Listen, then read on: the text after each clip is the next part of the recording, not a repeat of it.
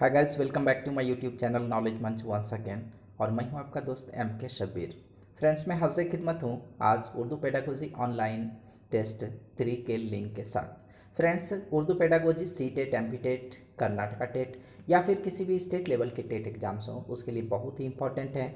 और इस टेस्ट की खास बात ये है कि ऑनलाइन टेस्ट 3 में मैंने सिर्फ सी टेट में पूछे गए क्वेश्चंस को ही शामिल किया है।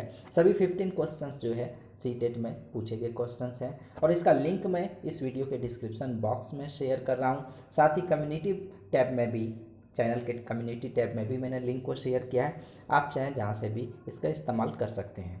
फ्रेंड्स, अगर इसी तरह के टेस्ट सीरीज में हिस्सा लेना चाहते हैं, इसके आंसर की के बारे में जानना चाहते हैं, अपडेट वीडियोज़ जो उर्दू पेडागोजी के हैं या फिर चाइल्ड डेवलपमेंट के हैं, तो फ्रेंड्स ये सारे चीज़ जानना चाहते हैं तो चैनल पर बने रहिए। और अगर चैनल पर नए हैं तो सब्सक्राइब ज़रूर कर लीजिए।